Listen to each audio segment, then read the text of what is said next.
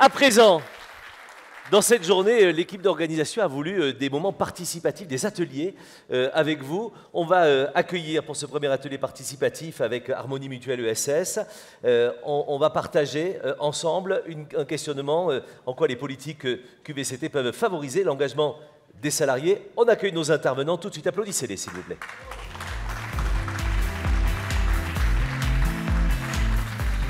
Nathalie Lair, Justine Alazard et Jean-Pierre Azaïs.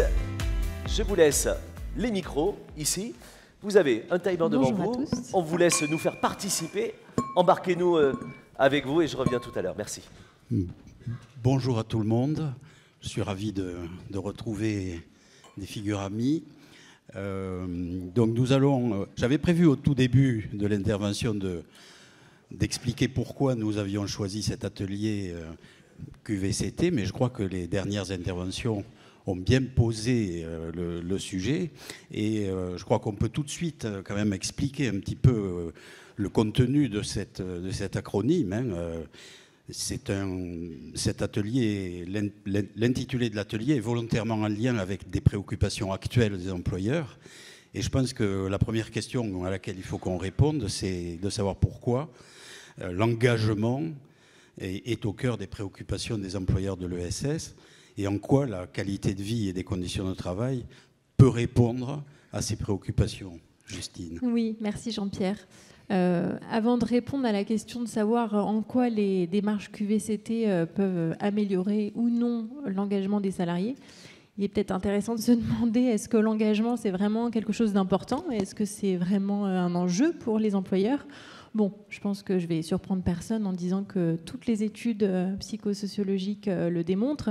L'engagement, lorsque les salariés sont engagés, en fait, ça provoque 3 conséquences qui sont positives de manière générale. Il y a un premier niveau qui est un niveau de conséquences individuelles. C'est-à-dire que globalement, un salarié engagé, il a moins de stress dans le travail, il a moins de risques de se retrouver confronté à un burn-out, il est moins en arrêt maladie, et puis dans le versant plus positif, il est plus satisfait, plus motivé, plus content tout simplement d'aller au travail.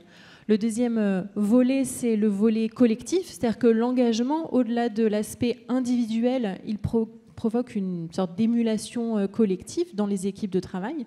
Donc des salariés engagés, qu'est-ce que ça provoque? Ça provoque une communication plus constructive, c'est-à-dire une communication qui vise à la résolution de problèmes et non pas juste à la dénonciation de sujets compliqués. Ça provoque une cohésion d'équipe, une volonté de partager, de co-construire ensemble. Et donc de ce point de vue-là, c'est un enjeu pour les employeurs et puis pour les salariés. Et puis, au-delà de ça, il y a une vraie conséquence organisationnelle de l'engagement, c'est-à-dire qu'une fois que le salarié est engagé, qu'est-ce qu'on constate? On constate des soins et une qualité de service qui est largement meilleure, et donc finalement une satisfaction des usagers. Et puis, en dernier bout de chaîne, qu'est-ce que ça provoque? Ça provoque aussi une meilleure attractivité. Donc c'est une sorte de cycle vertueux qui se provoque quand on réfléchit à la question de l'engagement. Et donc oui, pour répondre à la première question, c'est quand même un enjeu intéressant. Merci Justine pour cet éclairage. Alors, on est dans un atelier, vous l'avez compris. Alors c'est assez magique, nous étions dans l'ouverture de notre colloque aujourd'hui, et à l'instant, vous vous retrouvez dans un atelier, c'est-à-dire qu'on va beaucoup vous solliciter pour que vous puissiez nous donner votre avis. Vous avez compris qu'on est sur l'engagement des salariés, alors que ce vocable englobe aussi l'engagement des employeurs. Ceci étant, les consignes dans un atelier sont très précises, et on nous a bien indiqué qu'il faudrait que nous soyons clairs, on va essayer de l'être, qu'on soit aussi concis, et puis que l'on puisse être concret. Alors justement, l'engagement, qu'est-ce qu'on peut dire de façon concrète dans nos structures, dans nos coopératives, dans nos mutuelles et dans nos associations? Oui. Alors Jean-Pierre, avant de demander aux participants ici de s'exprimer et de donner leur point de vue, peut-être juste repréciser ce que c'est l'engagement, parce qu'effectivement on en parle, mais derrière ce mot, en fait, on peut avoir en tête de la motivation, de la satisfaction, plein de choses. Donc, simplement pour reclarifier ce dont on parle quand on évoque l'engagement, et quand on s'appuie en fait sur les études psychosociales sur ce sujet, on voit que dans l'engagement, il y a plusieurs aspects. Donc, il y a un premier aspect plutôt affectif, c'est-à-dire qu'on peut être engagé envers son organisation parce qu'on l'apprécie, parce qu'on tout simplement on est bien et qu'il y a quelque chose de l'ordre du relationnel et de l'affectif. Il y a un autre aspect qui a été largement évoqué ce matin, c'est l'engagement normatif. C'est-à-dire le fait d'être engagé parce que l'on considère que l'organisation, l'entreprise, l'établissement, la structure dans laquelle on est, eh bien, elle répond à des valeurs qui ont du sens, pour reprendre ce qui a été évoqué tout à l'heure, qui ont une vertu positive pour la société. Et donc, je me sens engagée parce que j'ai envie de répondre à ça, j'ai envie de contribuer d'une manière ou d'une autre à cet engagement-là. Et enfin, il y a un engagement de continuité. C'est un terme qui n'est pas très transparent, mais globalement, l'idée, c'est je suis engagée parce que, quelque part, je n'ai pas le choix, ça me coûterait trop de quitter mon entreprise ou ma structure parce que j'ai besoin de continuer mon activité. Et donc, vous voyez que derrière ce terme d'engagement, au travers ces trois dimensions qui sont très différentes, en fait, l'engagement, ça renvoie à des choses un peu compliquées pour les employeurs parce que c'est pas si facile que ça de répondre à ces trois aspects, à la fois affectifs, à la fois de normes et de valeurs, et puis aussi de répondre tout simplement à un besoin de survie et de travail des individus. Alors, je pense qu'on peut compléter peut-être en indiquant que finalement, il y a deux dimensions. Il y a la dimension de l'engagement dans l'emploi, que vous venez de dire, mais il y a aussi l'engagement dans le travail, c'est-à-dire la manière dont quelqu'un se saisit de la mission et de la responsabilité qui lui est confiée. Et ça aussi, c'est une forme d'engagement qui est très très importante, parce qu'on sait bien que dans la qualité de vie et des conditions de travail, c'est du quotidien qu'on va parler, c'est de choses très concrètes. Donc juste un mot sur l'engagement dans le travail. Oui, alors tout simplement se dire que l'engagement dans le travail, comment on le provoque, c'est au travers des conditions de travail, et c'est au travers de ce dont on va parler dans cet atelier, c'est des conditions et de la qualité de vie au travail. L'engagement au travail, c'est faire en sorte que les salariés voient le pourquoi du comment, voient le sens de ce qu'ils sont en train de réaliser. Et pour arriver à ça, en fait, pas de surprise non plus. Je pense que au travers de tout ce qui a été évoqué jusqu'à présent et tout simplement par votre expérience d'employeur dans le secteur de l'ESS, mais de manière générale aussi, en fait, ce que montrent les études, c'est que pour être engagé et pour favoriser l'engagement, qu'est-ce qu'il faut ? Des ressources. Et des ressources dans le travail, qu'est-ce qu'on peut dire derrière ça ? C'est un terme un peu générique. C'est tout simplement du soutien des collègues, mais aussi du management. C'est avoir de l'autonomie dans le travail, d'avoir des marges de manœuvre, d'avoir des capacités de s'exprimer. Qu'est-ce que c'est les ressources ? C'est aussi pouvoir développer ses compétences, enfin déjà pouvoir exprimer les compétences qu'on a, et puis ensuite de pouvoir les développer, et puis éventuellement évoluer au sein de la structure. Donc par tous ces aspects-là et par tous ces éléments de ressources, c'est là qu'on peut soutenir l'engagement au travail, soutenir l'engagement des salariés et, in fine, avoir un impact vertueux sur les organisations. Merci Justine. Alors je pense qu'il faut qu'on se dise un mot maintenant du fonctionnement de cet atelier, parce que ce qui nous importe aujourd'hui et au niveau du conseil d'administration et du bureau de l'UDES, c'est que l'on puisse utiliser le temps d'échange qui va être le nôtre pour pouvoir recueillir vos expressions, vos attentes. Il y a déjà des choses qui ont été dites dans les interventions précédentes, mais cet atelier, il va reposer essentiellement sur vos prises de parole, et je pense qu'on va y passer assez rapidement. Donc, pour ce qui nous concerne, et il ne faut quand même pas oublier de se présenter, donc on va quand même essayer, nous, de vous aider de répondre à vos questions et puis de vous aider à réfléchir ensemble sur cette question de l'engagement. Et donc, sans attendre, je propose, Justine, qu'on se présente. Vous d'abord. Bon. Oui, donc je suis Justina Lazare, je suis chef de projet santé et qualité de vie au travail. Donc de formation, je suis psychologue du travail et des organisations. Et je travaille au sein du pôle santé et qualité de vie au travail d'Harmonie Mutuelle ESS, donc anciennement Corum. Et donc dans nos missions, nous accompagnons les structures de l'ESS dans la mise en place de leurs démarches de qualité de vie au travail, de prévention des risques psychosociaux. Et donc j'espère que mon expertise pourra vous soutenir dans cet atelier et dans cet espace d'expression. Et donc, vous êtes le plus connu ici. Aucun doute que ça va être utile. Donc, pour ma part, je suis Jean-Pierre Azaïs. Je suis présent au sein de l'UDES depuis 2002. Et professionnellement, j'ai exercé dans un cabinet conseil sur les questions de relations de travail et les questions de santé au travail en particulier. Donc, mais c'est au titre de l'UDES que je vais accompagner Justine sur cet atelier. Donc, ce qui est important, c'est que vous ayez un rappel de la manière dont on va fonctionner. Il y a cette application Slido sur laquelle vous pouvez dès à présent commencer à poser des questions. Bien sûr, il y a un micro qui circule. Et pour dire l'importance de nos échanges, nous avons un facilitateur qui se trouve au travail là en ce moment à côté de nous, qui va noter un certain nombre de choses. Et je crois que ce qui sera important, c'est qu'on puisse déboucher sur une synthèse, parce que ce qui sera dit dans cet atelier sera directement pris en charge et pris en compte par l'UDES pour les prochaines actions que nous envisageons. Bon, on a bien noté que les questions de qualité de vie au travail et de conditions de travail figuraient au premier rang des préoccupations des employeurs qui ont répondu à l'enquête.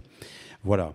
Donc, sans plus attendre, j'appelle les premières interventions, vos expériences, vos réussites et vos échecs, et puis vos attentes par rapport à ce que l'UDES peut faire pour accompagner les employeurs, qu'ils soient employeurs de grandes structures ou, beaucoup plus nombreux, employeurs de petites structures associatives, mutualistes ou coopératives.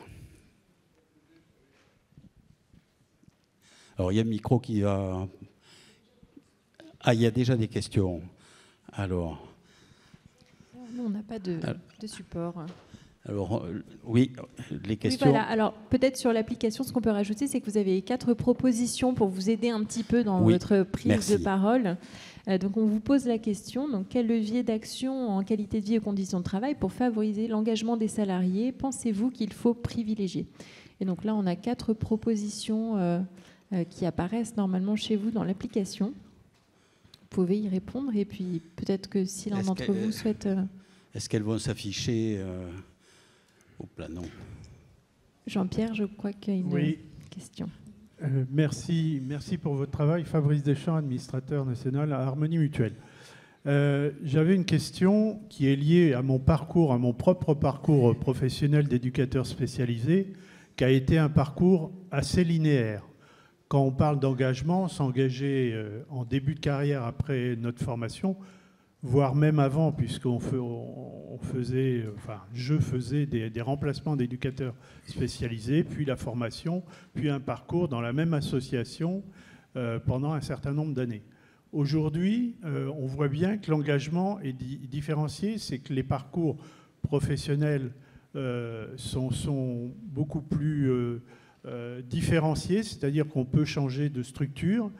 Et la notion et l'importance de la qualité de vie au travail organisée au sein des structures est un élément essentiel maintenant dans la recherche d'emploi. C'est-à-dire que moi, je ne me posais pas trop la question, j'étais éducateur spécialisé, l'intérêt porté à la QVT et maintenant à la QVCT était d'importance, mais on s'interrogeait moins qu'aujourd'hui les jeunes qui peuvent...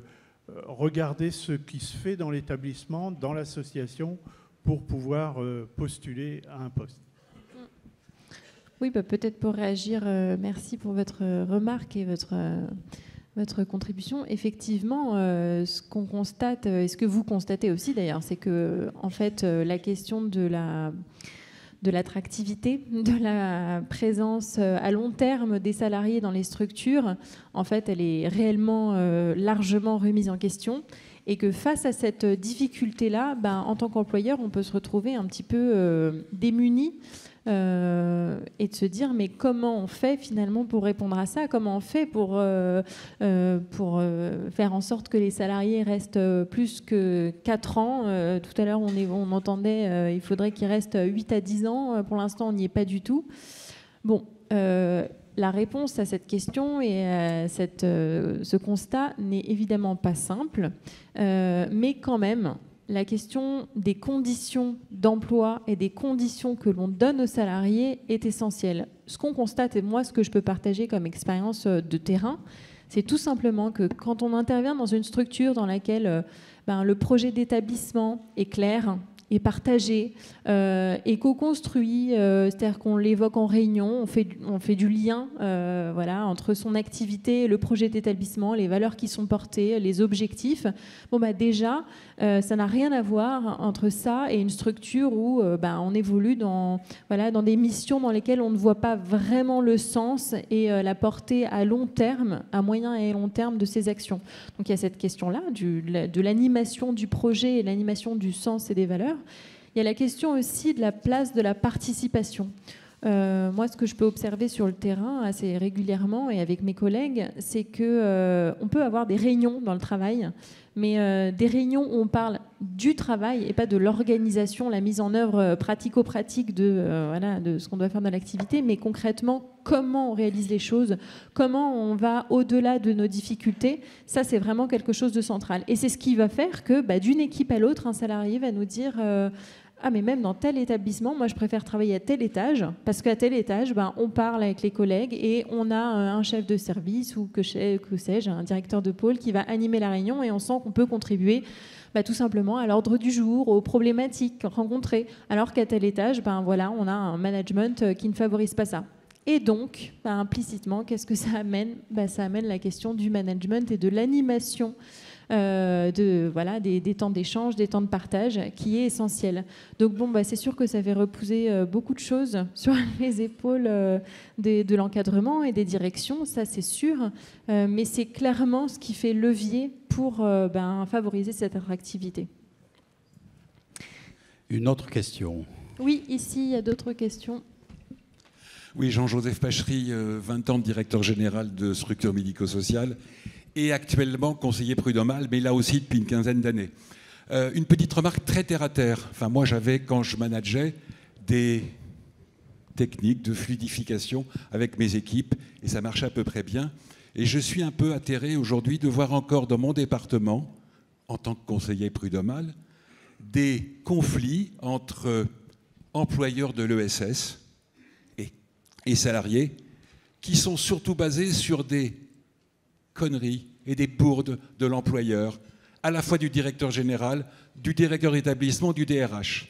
Donc c'est un message que j'aimerais faire passer, c'est que commençons par être bons nous-mêmes, employeurs, dans notre territoire, sur notre association, et on aura cette image, au niveau du prud'homme, que dans l'ESS, on est meilleur que dans les secteurs du MEDEF, quoi. Merci pour cette remarque, elle est, je crois, très très juste. Je pense que ce qu'il faut se dire, c'est que c'est une démarche, nous parlons d'une démarche globale, et que pour les experts comme Justine, il est certain que c'est la santé au travail qui englobe tout cela et la prévention des risques qui en découlent, parce que si l'on parle aujourd'hui de qualité de vie et de conditions de travail, c'est parce qu'on a eu, dans les années qui viennent de passer, beaucoup à parler des risques professionnels, des risques psychosociaux en particulier. Et donc, on a vraiment un lien à faire. Et cette démarche globale qui va se trouver dans l'organisation, elle est très, très importante. Et elle passe effectivement par une prise de position claire de la direction de la structure. Une autre question, Marc. Oui, bien. Merci. Alors, d'où je parle, parce que c'est important de le dire, parce qu'il y a un psychologue en face de moi, donc je fais attention à ce que je vais dire. Je suis un retraité un peu actif. J'ai dirigé une association qui accompagnait 3000 personnes en situation de handicap et avait 1600 salariés dit valide en fait. Et je vais revenir sur l'engagement. Je vais essayer de structurer ma pensée. On a mis en place un baromètre social il y a 15 ans. Taux de réponse sur 1600 salariés, entre 70 et 90% selon les années. Mais faire un baromètre social, c'est pas simplement on fait un truc, on présente des PowerPoint, up-down, et tout le monde est content, on a des beaux slides, mais c'est aussi de s'engager. On s'était engagé, et on parle de l'engagement, en tant que directeur général de cet asso, on s'était engagé à diffuser à tous les salariés, mais pas sous forme d'un forum avec 2000 personnes, parce que c'est peut-être compliqué de prendre la parole devant 2000 personnes. Dans des groupes de 40, c'est peut-être un peu plus simple. Engagé de présenter et d'apporter des actions correctives. Donc, cela, aujourd'hui, moi je suis assez content, parce que mon successeur, qui est là depuis 4 ans, a repris ce baromètre social, et bon, je ne vous donnerai pas les résultats, parce que mes chevilles vont gonfler. Ça, c'est le premier exemple. Deuxième, alors comme je suis un retraité un peu actif, je préside une entreprise adaptée de 500 salariés dans la région de Nantes. On vient de passer, c'était quel jour aujourd'hui? C'était en fin de semaine dernière, ça s'apprenait pour ne pas la nommer, en entreprise à mission. Pourquoi on a fait cela?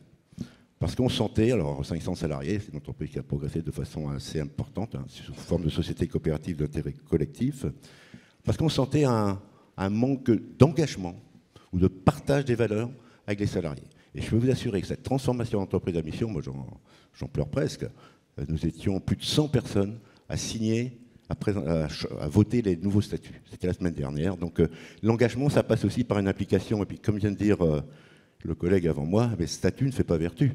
C'est pas parce qu'on se dit ESS qu'on a toutes les valeurs. Je pense que ça passe aussi par notre engagement. Voilà. Petite question complémentaire.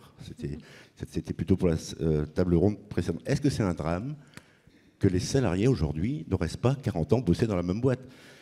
J'ai créé une coopérative d'emploi, il y a 10 000 on a 10 000 CV. Les gens me disent, mais nous, on est vachement contents, on choisit notre employeur, on choisit notre emploi du temps, et en plus, ce que vous avez dit tout à l'heure, c'est pas quand la tête du chef de service ne me revient pas ou du directeur, eh bien, je vais voir ailleurs. Et en tout cas, le marché de l'emploi aujourd'hui est suffisamment ouvert pour que ça puisse donner de l'employabilité, mais sur plusieurs employeurs. Il y a des groupements d'employeurs qui savent faire ça également. Oui, merci pour votre remarque. Alors, je partage complètement la question de la transparence et de la diffusion des résultats et du partage, de la co-construction lorsqu'on fait un baromètre. Ça me semble vraiment une étape essentielle. Après, pour revenir sur la question du drame, de savoir est-ce que oui ou non c'est grave si les salariés ne restent pas longtemps dans leur poste, en fait, tout dépend de quel point de vue. Parce que, en fait, c'est simplement un rapport de force qui a peu à peu basculé, et que c'est un constat qu'on ne peut que faire. On ne peut pas réellement lutter contre ça directement sur les salariés un à un. Alors, on peut, en tant qu'employeur, mettre en place toutes les conditions favorables qui vont faire que les salariés vont rester et vont avoir envie de s'engager. Et je suis convaincue et je constate ces aspects-là dans le cadre des accompagnements que l'on réalise. Donc réellement, oui, travailler les projets, oui, améliorer les contextes de discussion et d'expression, oui, améliorer l'autonomie, ça va renforcer l'engagement et ça va renforcer la durabilité dans l'emploi. Maintenant, est-ce que ça peut lutter éternellement? Est-ce qu'on peut revenir à un modèle où les salariés restaient 20-30 ans dans une même structure? Bon, je ne suis pas devin, mais je dirais plutôt que la tendance n'indique pas qu'on va dans ce sens-là. En revanche, ce que ça peut représenter, c'est aussi des opportunités pour les employeurs. C'est aussi se dire, quand on a admis qu'on allait être confronté à des changements réguliers de salariés et qu'on se dit, désormais, ça fait partie de nos contraintes, donc on va mettre en place toute l'organisation autour de cet aspect-là et on va faire en sorte que, dès leur arrivée, ils soient accueillis et admis dans les meilleures conditions possibles, qu'on va s'appuyer sur toutes les compétences qui passent aussi dans la structure. Là, ça devient quelque chose d'intéressant et là, on peut aller un petit peu au-delà des premières difficultés que ça présente. Est-ce qu'on a d'autres questions dans la salle, d'autres remarques? Oui. Oui, bonjour, Christophe Vampoul, administrateur URSCOP Hauts-de-France et accessoirement ergonome au sein d'URSCOP. J'aimerais revenir sur un thème qui n'est pas apparu encore, qui est la qualité du travail. C'est-à-dire que quand le C a été rajouté à QVT, il avait pour ambition de traiter la question de la qualité du travail. Ce qui me permet, moi, de penser que ça permet aussi de mettre un coin dans cette représentation qui serait qu'une représentation générationnelle. La qualité du travail, elle ne porte pas que chez les jeunes. Et d'ailleurs, la qualité du travail, c'est une question qui se pose en tant que telle si on parle de la question de l'engagement, du sens, des valeurs qu'on souhaite y mettre, de la manière dont on est affecté par les choses dans son travail. Il n'y a pas d'affect. Si on n'est pas affecté par les choses, il n'y a pas de sujet. On n'a pas de problématique de santé. Et y compris même, on peut être affecté et sans que ça dégage de problématiques de santé. Donc la question de la qualité du travail, elle me semble aussi très absente dans nos échanges, dans un moment où c'est un enjeu primordial que de l'amener dans nos échanges et nos discussions sur ce que c'est que la question du travail.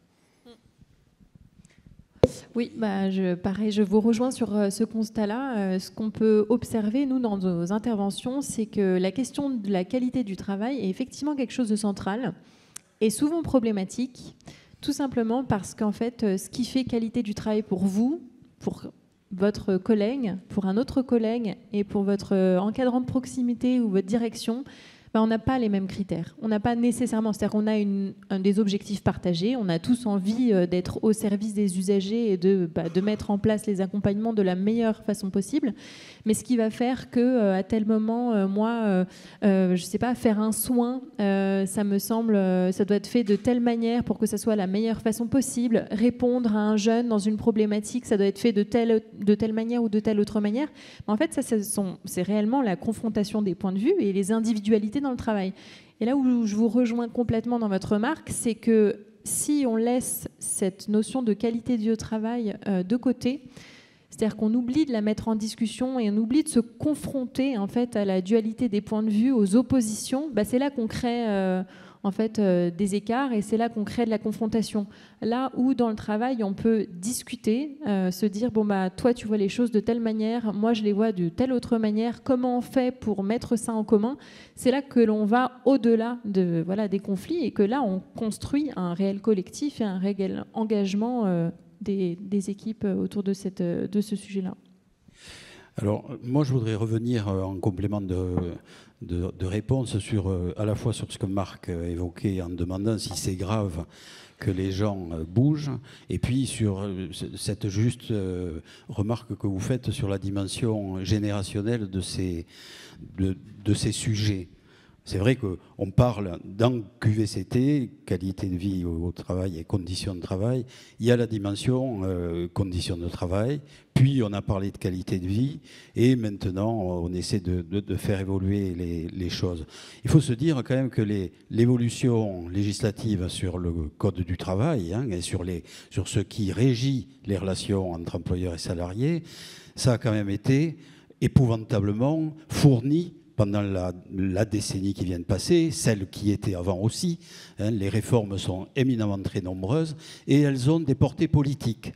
Alors, c'est pas moi qui le dis, c'est Jean-Denis Combrexel dans un livre qu'il vient de faire sortir. Jean-Denis Combrexel qui a accompagné l'UDES et de façon assez remarquable. Et ce que je voudrais dire, c'est qu'effectivement, quand quelqu'un part d'une de nos structures, ce qui est important, c'est de savoir pourquoi il s'en va. Ce qui compte, et pendant très longtemps, on se préoccupait du fait de vérifier que s'il partait, ce n'était pas parce qu'il était mal ou que c'était à l'issue d'un arrêt de travail qui débouchait sur une inaptitude. Non pas que cela ait disparu, mais c'est quand même quelque chose d'important. Donc cette dimension-là, elle est première. Et moi, ce qui me semble évident dans l'économie sociale et solidaire, c'est que notre démarche et le souci que les employeurs doivent porter à la qualité de l'emploi et à la qualité des conditions de travail, c'est que c'est un souci permanent, parce qu'il est la traduction de façon concrète des principes que nous arborons et des valeurs que nous portons. Donc c'est un travail continu, il n'est pas très facile. On peut dire aussi que les jeunes générations ont entendu et se sont faites, bien inscrire au plus profond de leur cerveau le fait qu'elles ne travailleraient pas longtemps dans une entreprise, qu'il y aurait des changements. Donc aujourd'hui, on en voit les résultats. Et je crois que pour l'économie sociale et solidaire, la qualité de vie et les conditions de travail des salariés, c'est vraiment un continuum. Et cette démarche que nous menons, elle doit être permanente et je pense qu'elle doit s'enrichir des constats que nous faisons et des réponses aux difficultés auxquelles nous devons faire face. Je crois qu'on a une question par là-bas aussi.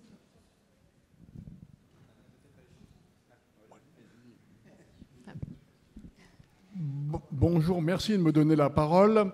J'interviens à votre convention à travers deux associations que je représente ici, qui sont la PHPP, que certains peuvent connaître, et la RDDS. Alors le sigle, ça donne l'Association nationale pour la prise en compte du handicap dans les politiques publiques et privées, dont je suis vice-président, et j'appartiens également à la RDDS, qui est l'Association nationale pour la rééducation et la défense des devenus sourds, c'est-à-dire ceux qui ont perdu leurs oreilles en cours de vie. Et donc, je voulais attirer votre attention sur un point très, très particulier, c'est les personnes en situation de handicap dans les entreprises. Je l'ai vécu. Je vous donnerai un exemple. Mais je vous dis simplement ceci en message principal. C'est quelque part pour répondre à votre question, en quoi les politiques QVCT peuvent-elles favoriser l'engagement des salariés? Je vous dirais, on n'attrape pas les mouches avec du vinaigre. C'est-à-dire que tout ce qui va dans le bon sens, naturellement, répond favorablement. Mais alors pour les questions de handicap, là, c'est totalement différent. Parce qu'on nous parle beaucoup d'accessibilité, c'est très bien, il en faut. Mais je pense qu'il y a un point essentiel dont on ne parle jamais, qui ne coûte rien à personne, et surtout pas au budget, ni de l'entreprise, ni de l'État. Et en période de crise budgétaire, ça tombe plutôt bien. Il s'agit de l'acceptabilité sociale. Or, l'acceptabilité du handicap dans les entreprises comme ailleurs est particulièrement difficile à faire accepter ou à faire prendre en compte. Je vais vous donner un exemple. J'étais, à titre personnel, dans une administration dans le monde agricole. J'ai eu 25 ans dans le monde normal, sans handicap. J'en ai attrapé un. Le handicap, ça vous tombe sur le coin du nez. Tout le monde peut l'avoir. Personne ne l'a demandé. Le jour où j'en ai eu un, j'ai été gentiment placardisé. Et là, ça pose un problème, parce que c'est toute une vie qui s'écroule.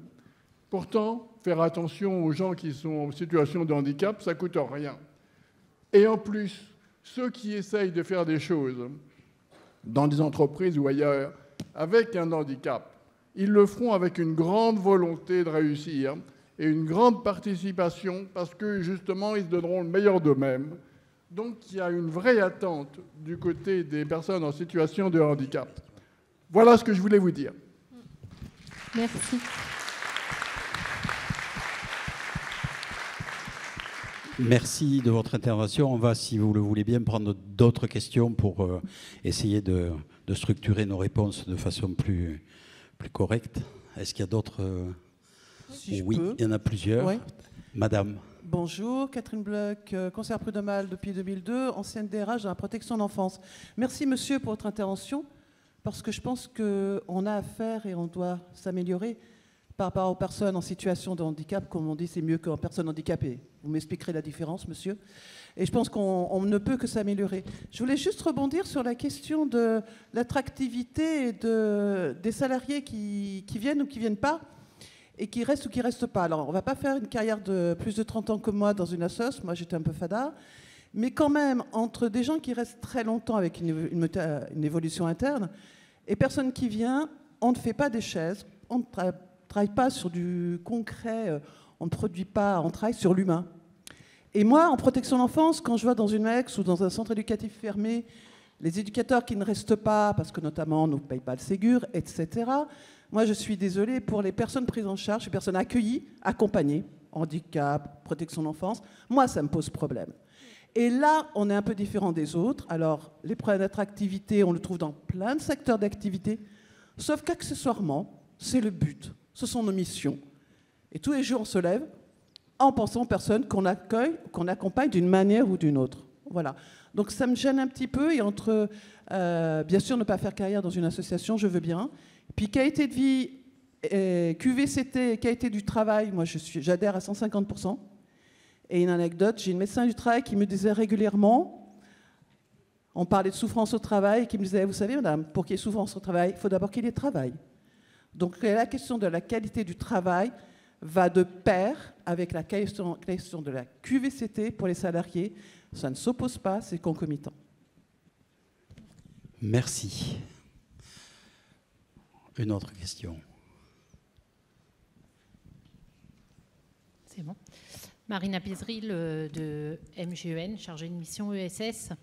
J'avais une question. À l'écoute de vos propos, c'était plutôt une réflexion sur justement cette notion de citoyenneté économique.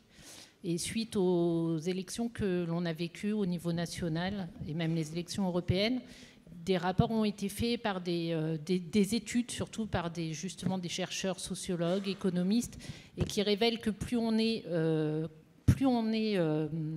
considéré et impliqué dans son entreprise, moins on a un vote extrême. Et je voulais savoir, alors je pense que dans l'ESS, on a de toute façon bien conscience de ce que ça implique, mais tout ce que vous dites là, je pense que c'est une vraie... ça va beaucoup plus loin et ça joue sur la citoyenneté économique des salariés. Voilà. C'était une question en étant un propos, quoi. Voilà. Merci. Merci. Je pense qu'on va pouvoir répondre à ces trois interventions. La première sur les questions de handicap, l'autre sur la question de l'attractivité de nos structures et la dernière sur la citoyenneté économique. Enfin, ça me fait tout de suite penser à la reconnaissance. Bon, je pense que, Justine, est-ce que tu veux commencer la réponse? Oui, alors c'est sûr que c'est un vaste sujet et on a 3 minutes. Il nous reste 3 minutes. Pour rebondir un peu sur les trois retours et peut-être celui de Madame aussi, sur la question de la remise au centre du travail, en fait. Parce que c'est ça le vrai sujet.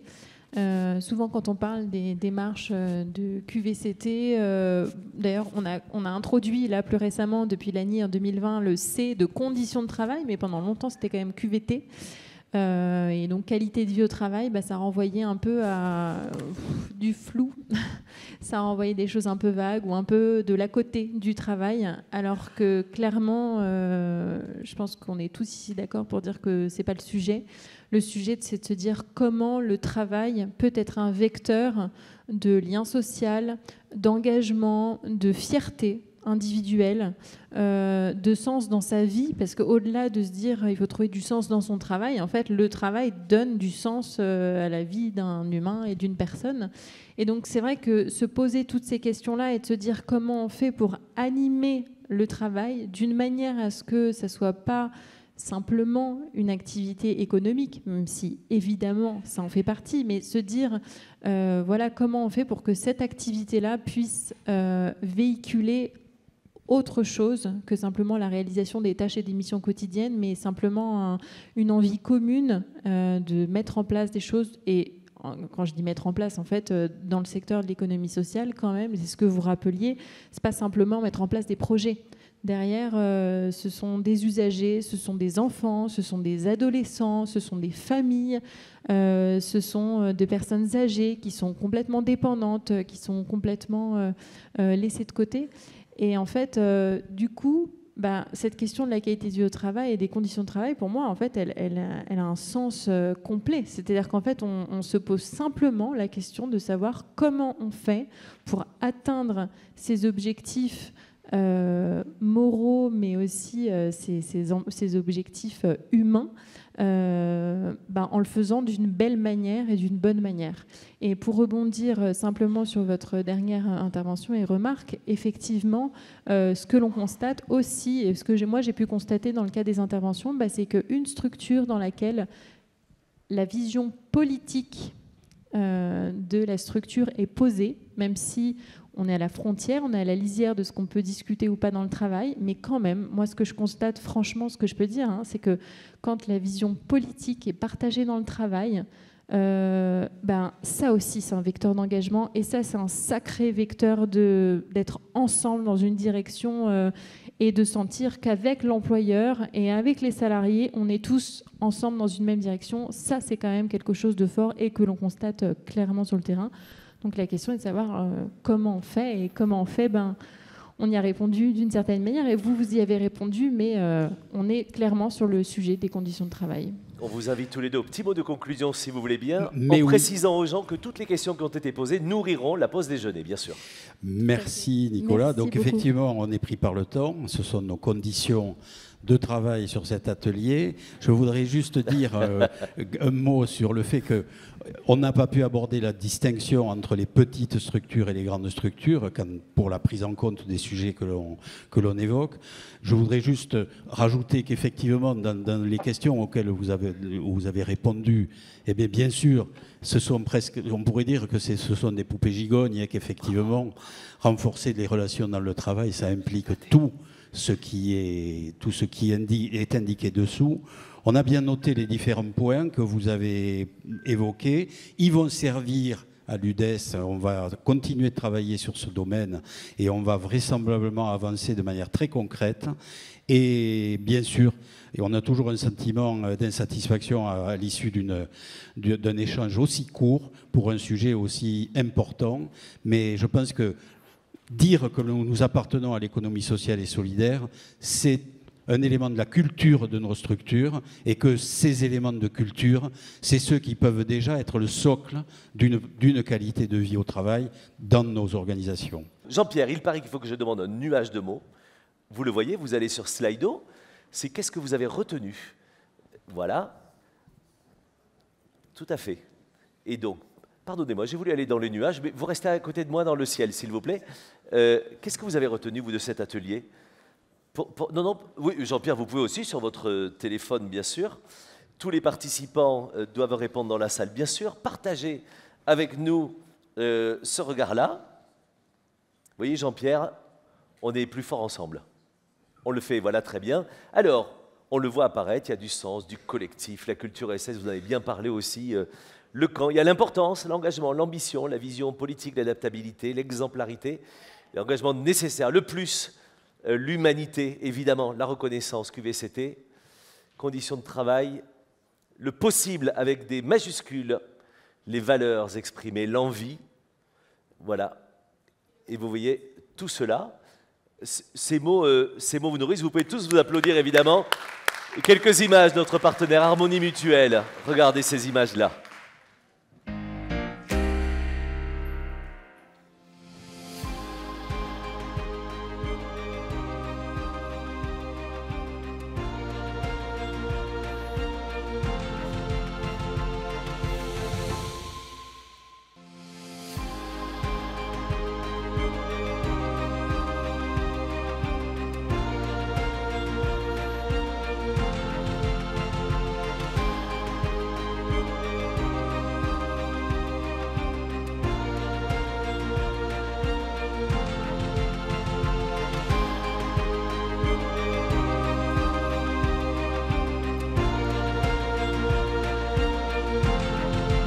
Harmonie Mutuelle. Avançons collectif. Une mutuelle fondatrice du groupe Vive. Eh bien, on peut les applaudir et les remercier pour ce premier atelier.